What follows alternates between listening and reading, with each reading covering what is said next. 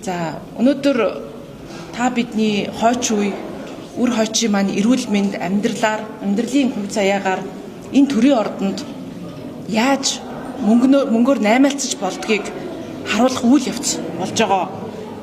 Энэ асуудлыг одоо бид нар дэлгэж үнэхээр нээлттэй ярихгүй бол тамхины хяналтын тухай хуулийг одоо санаачилснаас хойш нэлээд олон зүйл туулж явж байгааг парламентын сэтгүүлчид та бүхэн маань бүгдээрээ мэдж байгаа. 3 парламент 12 жил хийж чадаагүй энэ шинжилгээг бид энэ 126 гишүүнтэй парламент болсныхоо өмнө их хүний хувьд, иргэн хүний хувьд мөн нийтийнхээ ашиг сонирхлыг хамгаална гэж тангар өргөсөн улсын хурлын гишүүний хувьд бид нар заавал бид хийх ёстой ажил гэж бодож энэ хуулийг бол одоо хэсэг нөхдийнхээ хамт санаачилсан байгаа. Гэтэл сүүлийн үед та бүхэн харж байгаа энэ байнгын хороон дээр ордонд юу болж ийн, ямар эмгэнэлтэй хошин шогийн жүжиг шиг юм болж ийн гэдгийг та бүхэн бас бэлхнээ харж байгаа хаа. Мөнгө байхаар ирээдүйн хойчийн асуудал хамаагүй болдог юм байна. Мөнгө байхаар шударгаас утаа болдог юм байна. Мөнгө байхаар шинжлэх ухаан зүгээр л хоосон болдог юм байна. Үнэхээр хүчин мөксөж байна. Тэгээ энэ тамхины асуудал бол үнэхээр Монгол улсын хувьд за иргэд маань ч гэсэн бүгдээрээ ойлгож байгаа. Ирээдүйн хойч үедээ санаа зовдөг хүмүүсийн маань хувьд бол тулгымцсан асуудал гэдгийг бүгдийг нь ойлгодог. Энийг бүгдээрээ ялгаа заагтаа харж байгаа. Гэтэл энд хэсэг бүлэг одоо тамхины бизнесийн эрх ашгаа хамгаалах гэж нам дамсан бүлэглэл үүссэн нэгэнд тодорхой болсон байна. Манай Монгол улсын хувьд ерөөсөө тамхины бизнес бол томоохон олигопол 3 компани л байдаг. Янжуур тамхины Алтан гадас, Янжуур тамхины Валтам, за электрон тамхи оруулж ирдэг электроник гаджет, цахиур гэдэг холбоо хамаарал бүхий энэ компаниуд байдаг. Энэ хүмүүс өөрсдийнхөө ашиг сонирхлыг бий бол одоо хамгаалахын тулд, борлуулалтаа багасгахгүй тулд, сүлжээгээ тэлхийн тулд мөнгөний төлөө юугаач хийхээс буцахгүйгээр энд өөрсдийнхөө гар хүлийг төрийн ордонд сургуулж одоо энэ нийтийн эрүүл мэндийг хамгаалах хуулийг гацаах, сулруулах, боснуулах юм зорилготой үйл ажиллагааг нам дамсан бүлэглэлээр хийж байна. Энэ ерөөсөө л яагаад бид 3 парламент дамнаад энийг хийж чаддгүй байсан юм? Бүгд мэддэгч мэддгүй юм шиг царайлж энэ хуулиндаа өөрчлөлт хийж чаддгүй юм байсан юм гэхээр ерөөсөө л мөнгө. Энэ бол жилийн 800 мянган төгрөгийн 800 тэрбум төгрөгийн зах зээл. Энийгээ яаж дахиад 1.5 их найд болгох уу гэдэг одоо зорилго энэ тамхины компаниудад түүний гар хүл болсон одоо төрийн түвшиндэд байна. Энэ компаниудын хувьд яг онилж байгаа хэрэглэгч нь хүүхэд өсвөр үе байдаг.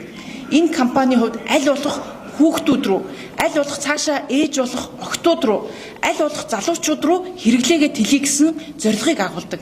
Яагаад гэвэл бага наснд нь донтолд үүсгэх энэ бүтээгдэхүүнд оруулах юм бол насан туршийнх нь өөрсдийн худалдан авагч, хэрэглэгч болдог учраас энэ хүмүүс бидний хойч үе рүү яаж борлуулалтаа тэлэх үү гэдэг бодлогыг хийж байна.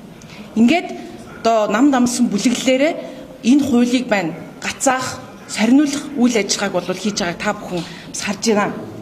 За би өнөөдөр үнэхээр одоо готорч байна. Гишүүд маань гарын үсэг зурсан байр сууриасаа 180 градусанд эргэж байгааг харж байна. Ажлын хэсгийн гишүүнд орё гэж ажлын хэсгийн гишүүн болцоод ажилдаа ирэхгүй ажлын хэсгийг гацаадаг байдлыг харж байна. Байнгын хороо чуулганаар орохоос 1-2 өдрийн өмнө ажлын хэсэгт өөрчлөлт оруулаад зорилготой хүмүүс оруулж ажлыг боснуулж байна. Энэ хуулийг гацаах ажил шат бүрэндээ явж байна. Энэ үнэхээр сүүлчийн сумаа тавьж гин гэж би бол харж байна. Төрийн ордноор дүүрэн тамхины компаниуд гишүүдийн өрөө болгоноор явж байна. Яста нөгөө шувуу болгонд үг дайж, шуудан болгон загтал хэлгэн гэдэг шиг энэ хуулийг яаж гацаах уу, яаж шалтак хайх уу гэдэг зүйлийг хайж байна. Ер нь бол энэ хуулийг ерөөсөө эсэргүүцсэн байхгүй. Эдрийн тактик бол одоо ацаг шалтак хайж яаж татврыг бууруулах уу? Яаж өөрсдөө ашигтай байдлаар гацаах уу? Яаж энэ электрон тамхи үр хүүхдүүдийн маань хэрэглээ болчиход байгаа электрон тамхины хязгаарлалт зохицуултыг судруулах уу гэдэг чиглэлээр явсан байна. Өнөөдөр бид нар одоо баримттай яриа. Миний гарт төрийн түшээ Монгол Улсын тэргүүн шадар сайд бол бөгөөд эдийн засаг хөгжлийн сайд J2-ийн гарын үсгтэй бланктай бичиг байна. Энэ тамхины асуудлыг ярьснаас хойш үнэхээр энэ J2 гэдэг сайд одоо бүр улаан цайгандаа гарч өөрийнхөө бланктай үсгээр тамхины хуульд ийм өөрчлөлт оруул гэдэг албан даалгаврыг сангийн сайддаа өгөөд сууж байна. Энэ тооцоолыг харах юм бол ямар нэгэн байдлаар тэр Волтам, Алтан гадас, электроник гаджет гэдэг тамхины компаниудаас тамхины татвараа бууруулаа, сурлуулаа гэдэг бүх тооцоол нь яг тэр чигээрээ энэ хүний албан бланктай энэ бичгээр тусаад төрийн бодлого болох гээд явж байна. J2 гэдэг энэ сайд хүнс хөдөө аж ахуйн сайд байхдаа Евразийн гэрээ хэлэлцээрт тамхин бүтээгдэхүүнийг одоо хэлэлцээрт оруулж олно гэдэг зөвшөөрлийг өгөөд бүх янжуур тамхи, утаа тамхины гайлын албан татварыг тэглүүлсэн хүн. Энийхэн төлөө ам үчгийг авахд онцгоогоороо нөхчнөө гэд үлгэр яриа сууж ирсэн. Дараа нь энийг хийх эдийн засгийн хөгжлийн сайд болсон. Энэ ам үчгийг нь авсан 4 сарын 15 гэхэд хуулиа оруулж ирээ онцгоогоо гэдэг. Эсвэлтгүү хийсэн, зугтсан. Тэр үед надад тамхины татварын асуудал бол миний асуудал биш ээ. Сангийн амтаар би энийг хийх ёсгүй, манайтай хамаагүй гэдэг чалдаг хэлсэн. Энэ асуудлыг гацаасан хүн нь J2 сайд.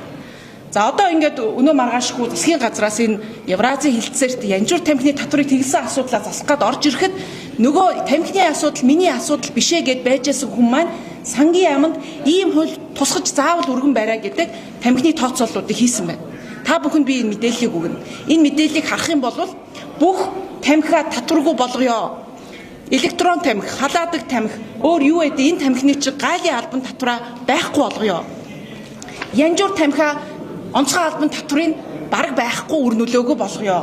Электрон тамхин дээрээ одоо тамхин дээрээ зүгээр л нэг тамхин дээрээ 300 төгрөгийн татвартай болгоё гэдэг ийм саналууд энд бүгд тэр чигээрээ тамхины компаниудын тооцооллыг оруулж ирсэн байна. Үнэхээр утж байна. Төрийн ийм өндөр синтет байгаа хүмүүс нь хүртэл нам дамсан байдлаар улсын хурлын гишүүдэд нөлөөлж мөнгөнийхөө хүчийг ингэж бэр гаргаж байгаад үнэхээр хүчин өсдөж байна. Тэгэхээр энэ асуудлыг бид одоо үнэхээр мөнгөний өмнө энэ улсын хурал сөхрөх юм уу? Эсвэл нийгмийн эрүүл мэндэ бид нар аврах нийтийн эрх ашгаа хамгаалах чиглэл рүү явах юм уу гэдэг дээр дээсэн төрөн дээр байна гэж харж байна.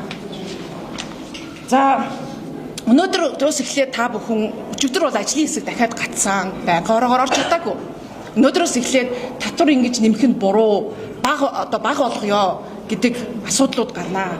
Хязгаарлалтуудыг сулруулъя гэдэг асуудлыг харнаа. Та бүхэн маань хин энийг ярих нь хараарай. Ер нь тамхины нам дамсан бүлэглүүд үүрэг ройлоо хуваагаад авсан, хин нь ямар юм яриха хуваагаад авсан байлээ. Энэ тамхины гол зорилго бол маш хямдхан болчиход байгаа янжуур тамхин дээр онцгой албан татварыг дөрвтойхон үе шаттай нэмж хэрэглээг бууруулах зорилго байгаа. Гэтэл энийг сулруулъя гэж ярьж байна. Энийг сулруулж дахиад хямдхан янжуур тамхиар хүүхдүүдэд бид нар өгч чинь. Энийгээ дагаад электрон тамхи, шин төрлийн тамхин бүтээгдэхүүн гэсэн татваргүй байх ёстой маа. Эсвэл гой үнэр амттайгаар нь бид нар стресс тайлах зорилгоор хэрэгэлдэе маа гэдэг асуудлыг, хязгаарлалтыг сулруулах асуудлуудыг нэг хэсэг нь ярьж байна. Ингэж энэ хуулийг гуйл болгох юм явж байгааг иргэд олон маань хэвлэл мэдээллийн байгууллагууд маань бас анхаараасай гэж бодож байна.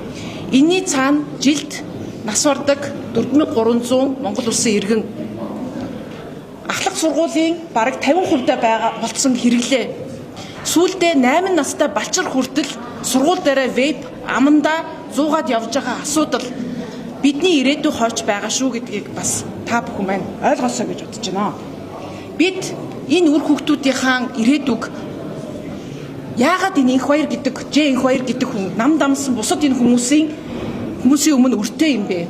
Яагаад Волтам, Алтан гадас заав нэртэй бизнесмен Эрдэнэлгийн хүү J2-ийн толгойлдог электроник гаджет гэдэг вебний компани энэ хүмүүст Монголын улс эрүүл мэндээрээ өрөө төлөх ёстой юм бэ?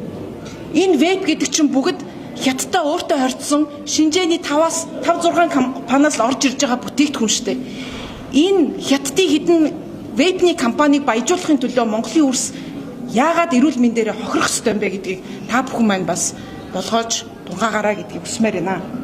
Энэ одоо хуулийг бид нар мохгүй. Миний хувьд бол энэ санаачлагч энийг бол нийтийн эрх ашигын төлөө заавал бид хийх ёстой гэсэн чин хүслээр эхлүүлсэн. Энийхээ төлөө тэмцэх болно. Энийг дэмжиж байгаа бас олон нийт маань, сэтгүүлчид маань, гишүүд маань бас байгаа. Гэхдээ энд башир аргаа хэрэгжилж одоо явж байгаа нам дамсан энэ бүлэглийг энэ гишүүд ямар байр суурь илэрхийлж энэ хуулийг манд гацаах асуудлыг явуулах нь гэдэг дээр та бүхэн маань бас анхааралтай ажиглаарай гэдгийг хэлмээр байна. Хүүхдийн эрүүл мэндийг давсан бизнес гэж байх ёсгүй. Энэ хууль хаврын чуулганаар батлагдах ёстой. Энэ хууль бол энэ 126 гишүүн болоод үнэхээр төлөөлөх чадвар, иргэдийнхаа нийтийн ашиг сонирхлыг төлөөлөх чадвар нь сайжирсан юм уу гэдэг одоо манай парламентийн бас бүс чанарыг шалгах хууль байгаа юм шүү гэдгийг бас энэ ташрамд хэлмээр байна. Бизнесийн ямар улс төрчид холбоотой таны төлөвлөгөө ер нь одоо нөгөө парламент дээр ингээд хуулийг хэлцэхгүй байх, янз бүрийн одоо юм байгаа шүү. Бизнесийн одоо хэдийн хэмжээний өөрөөр хэлбэл за ямар улс төрчид энэ бизнесийг хамгаалаад байна. За вебний хувьд бол одоо манай зах зээл бас маш хүчтэйгээр орж ирсэн. Бид 2020 оноос 24 оны датаг орж ирэх юм бол 175 мянга дахин импорт нэгссэн байна. Бидний хүүхдүүдийн ам руу энийг хийх гэж энэ бизнес үнэхээр ашигтай. Нөгөө Монгол улс бол ерөөсөө янжуур тамхинич, электрон тамхинич бизнесийн баян бүрд болсон байна. Тэгээ энэ үнэхээр ашигтай 100% ашигтай бизнес. Энэ ашигтай бизнесээрээ олон улс төрчдийг, олон хүнийг угждаг юм байна. Одоо сүүлдээ хэвлэл мэдээллийн байгууллагын манд хүртэл өөрсдөө редакцууд маань хэлж штэ. Янз бүрийн холбооноос жилдээ 2-3 удаа гэрээ хийя гэд өөрсдөө ханддгаа үнэхээр залхаж байна. Бид нар чи хүүхдүүдийн маань эрүүл мэнд чухал шүү дээ гэх. Тэгээ энэ ашиг сонирхлыг хамгаалж байгаа гишүүдийг эхнээсээ та бүхэн маань одоо ил өөрсдөө гараад ирлээ шүү дээ өчигдрийн байдлаас харахад. За J2 гэдэг сайт бол үнэхээр энэ хоёуланд нь холбоотой. Энэ хүний дүүн гинүү, зөвлөх гинүү, марснаа гэд нөхөр байдаг. Энэ хүн гишүүн болгоны өрөөгөөр гарч худал хуурмаг мэдээлэл тарааж номин чимгийг харлуулчих юм бол энэ хууль гацна эргэлзээ төрүүлэн байдаг төрүүлэн гэдгээр гацаач. Өчигдөр тэгээд байнгын хорон дээр ямар байр суурь хинээс гарч байгаа харж байгаа үстэй. Яагаад та нар электрон тамхинаас хор багтаа хахад татвар авах гээд байгаа юм. Тэгээд тэрийгэж худлаа. Тэр өөрөөсөө юмаач уншаагүй 10 дахин тавьсан байна гэд. Ерөөсөө тийм байхгүй. За одоо сүүлдээ эн чинь баг хүүхдтэй стресстэй байхаар нь угжуулах юм штэ. Яагаад ингэж байгаа мэ гэдэг байр суурийг хүртэл гişүүд маань хэлж шүү дээ. Тэгэхээр энэ гişүүд маань өөрсдөө бас ингэж одоо сүүлийн сумаар гарч ирж байгаа шиг байна. Та бүхэн маань ч гэсэн сургууль энийг бас харж байгаа бах гэд найдаж байна. Одоо өчтөр жишээлбэл гişүүд татварыг ялгаатай тогтоожлоо. Удаа тамхин давуу тал бий болгочлоо. Тийм ойлголтын нийгэмд өгч штэ. Та энэ дээр яг тодорхой тайлбар. За энэ хуулийн гол ерөөсөө зорилго бол хүүхэд өсвөр үеэ хамгаалах. Энэ өсвөр үеэ хамгаалахад ердөө маш хямдхан дэлхийд байхгүй хямдхан болцсон байгаа янжуур тамхины татврын бодлого, за мөн электрон тамхины зохицуулт болон татврын бодлого маш чухал байсан. За бидний хамгийн сайн хийсэн бол яалтчгүй янжуур тамхины татврын бодлого. Энийг бид нар инфляц, өрхийн орлого, хөрш орнуудын одоо тамхины үүнтэй Дэлхийн банкнаас сангийн яамд өгчээсэн зөвлөмж гээд олон факторуудыг бид нар үндэслэж үе шат дараатаагаар хар зах зээл үүсэхгүй нөхцөл байдлаар бид нар тогтоосон. Энэ бол одоо харах юм бол хамгийн өндөр шатлалаар бид нар янжуур тамхиг одоо үнэтэй болгож хүртээмжийг багасгах ийм зорилго байгаа. Тэгтэл одоо энэ их баяр сайд гэдэг хүний оруулж ирж байгаа юм нь ерөөсөө л өнөөдөр 836 төгрөг байгаа юм үе шаттай нэмсээр байгаад 2030 онд 1200-300 төгрөг болгоол гэдэг ийм л хууль оруулаа гэдэг юмыг шахалт үзүүлж шүү дээ. За энтэйгээ дүүцүүлээд бид нар бусад тэр электрон шингэн тамхиг нь арай багаар тогтоож өгсөн байгаа. 1 мл хамгийн зөөлөн гэж яригддаг дүүцүүлэлээр буюу 1 мл нь одоо тэр янжуур тамхины хагас үнэтэй байхаар дүүцүүлэлийг олж өгсөн байгаа. Тэгээ өчигдөр бол албаар иргэдийг гуйлахынд бол 100 электрон тамхи 120 мянга болох гэж гэдэг юм уу те 10 дахин нэмсэн байна гэдгийг албаар зорилготойгоор худал мэдээлэл улсын хурлын гишүүд өөрсдөө хэлж байна. Энэ тийм биш ерөөсөө биш. Би тооцооллыг нь тэд бүхэнд хэлсэн. Өнөөдөр байгаа тэр маш их ашиг олдог 18 мянган тэгвэл электрон тамхи чинь сайндаа энэ тооцоол дээр хахад нэг 30-аад мянга болохоор байна шүү дээ. Ашгаасаа арай бага авъя гэхэд тэрнээс хямдхан байж болно. Та нар яагаад ингэ гуйлаад байгаа юм бэ гэдэг асуудлыг хэлсэн. Хуулийн төсөл дээр бол тооцоол бол маш тодорхой байгаад байгаа. Тэгээ энийг бол одоо маш ойртоод ирэхээр ерөөсөө улсын хурлын гишүүд нь өөрсдөө худлаа ярьчаа түрүү албаа хаагчдыг худлаа ярьлаа гэж загнаж байгаа ч гэсэн үнэхээр гутамшигтай байсан. Одоо анхны хэлцүүлэг таны санаачсан хууль болохоор ерөнхийдөө энэ электрон тамхи, янжуур тамхи гэдэг энэ хоёр том бизнесийн одоо өрсөлдөөн л энэ далтаа болгоод байна л да. Тэгэхээр ер нь бол электрон тамхины зүгээс бол янжуур тамхины талд энэ хуулийг санаачлаад батлуулах гээд яваад байна гэдэг ийм нэг зүйл эргэлзээч гэдэг юм уу эсвэл нэг ийм асуудал байгаад байх шиг байна. Энэ дээр нь та нэг тайлбар өгөөч. Тийм зүйл байхгүй. Одоо би тэр тамхины компаниудтай бүгдээрэнд нь уулзах үедээ гишүүдтэйгээ хамт бүгдийг хамтд нь дуудаж ирсэн.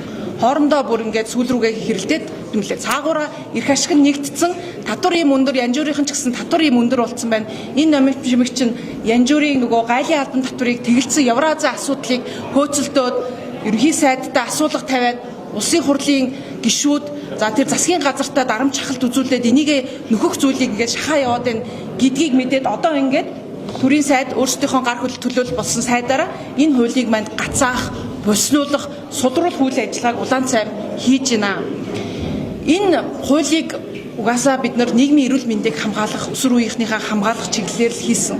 Энд лобби гэж байдаг бол эцэг эхчүүд хүүхдээ, аав ээжээ, эмээ өвөөгөө тамхинд хорт хавдард алдсан иргэд боловсролын сургуулийнхан үнэхээр энэ хүүхдүүдээ нойлын өрөөндөө хороод татаад биеийн муудаад байгаа хүүхдүүдээ харж байгаа эмч нар, багш нар ийм л хүмүүс байгаа. Гэтэл энэ хүмүүс албаар энд эргэлзээ төрүүлж одоо юу гэдгийг энэ хуулийг гацаахын тулд ийм худал хуурмаг мэдээллийг тарааж байгаа. Гэхдээ энэ бол манай иргэдмэн сорох харж байгаа ийм зүйл байхгүй гэдгийг одоо та бүхэн улсын хурал дээр өрнөж байгаа энэ хуулийг яаж гацаах гэж явж байгаа бүх талын төлөөлөл явж байгаагаас бас харж болно гэж мэдээлж байсан л электрон тамхиных одоо энэ ажлын хэсэг гэдэг юм уу одоо энэ хилцүүлгийн төвшөнд ерөөсөө санал хүсэлтийн тусгайгүй таныг бол одоо уулзаж мэтгэлцгээс зайлсхийх гэдэг бас ийм мэдээлэл гаргачихсан байсан. Та ер нь одоо хоёр талын байр суурь гэдэг юм аль зэрэг тусгасан байлаа. За электрон тамхи, янжуур тамхи үйлдвэрлэгч нь байна, импортлогч нь байна бүх төлөөллийг бид ажлын хэсгийн гишүүдээр авч уулзаа. Саналуудыг нь сонссон. Гэхдээ бид энэ дээр нэг анхаарах зүйл байгаа. Бидний нэгдэж орсон олон улсын тамхины хяналтын суурь конвенц, бидний одоо мөрдөгдөж байгаа тамхины хяналтын тухай хууль дээр тамхи импортлогчид, тамхи үйлдвэрлэгч нар тамхины хяналтын тухай хууль боловсруулж батлуулах үйл явцад ашиг сонирхлын зөрчилтэй бол энэ хуульд өгөх саналыг нь авахаас төрийн түвшээ улсын хурлууд татгалзах ёстой. Энэ яагаад гэвэл дэлхийд дахинд тамхины компаниуд ингэж нөлөөгөө тогтоохын тулд бодлогын түвшин нөлөөлөхийн тулд ийм арга тактик хэрэглэдэг учраас бид нар орсон хууль конвенцаараа энийг татгалздаг. Тэгэхээр үнэхээр ашиг сонирхол нь хөндөгдөж байгаа. Одоо нийгмийн эрүүл мэндийг хамгаалах гэхээсээ илүү бизнесийн эрх ашигаа өөрсдөө өгүүлж байгаа саналыг бид бол татгалзаж авахгүй байх үүрэгтэй. Эрэгтэй биш бидний үүрэг байхгүй юу? Энэ үүднээс бол хандсан гэдгийг бас хэлмээр байна. Ажлын хэсгийн гишүүд чин бүрэн гишүүн одоо тусдаа ажлын хэсэг ахлаа явж байгаа. Энэ хүрээнд гэсэн би хэлцүүлэг ажлын хэсгийн хүрээнд бол хийсэн гэж бодож байна. Би бол санаачлагчийн хүрээнд өөрийнхөө санаачилж байгаа хууль дээр бол энэ хүмүүстэй уулзах саналыг сонссон гэдгийг бас хэлмээр байна. Одоо электрон тамхины татхаа болчоор хар тамхинд орчин гэдэг нэг тийм хачин мөчтөр явсан шүү дээ. Тэр юм.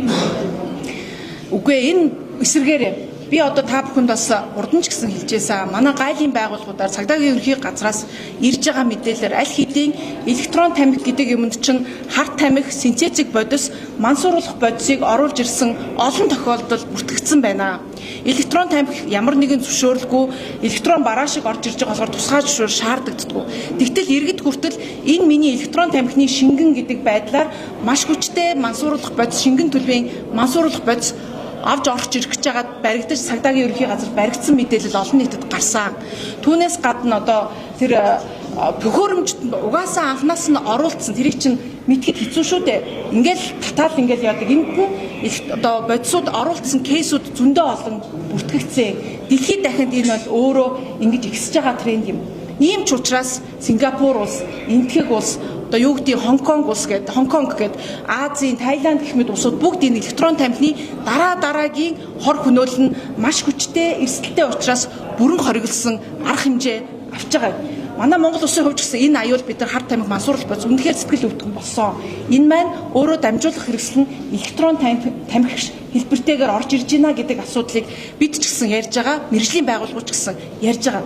Ийм байдалд байгаад электрон тамхи гэдэг нэрийдлэр ороод хар тамхи руу орох эрсдэл нь өндөр байхад албаар мушгин гуйлж байгаа байдал бол үнэн зохисгүй. Олон улсын судалгаа байсан.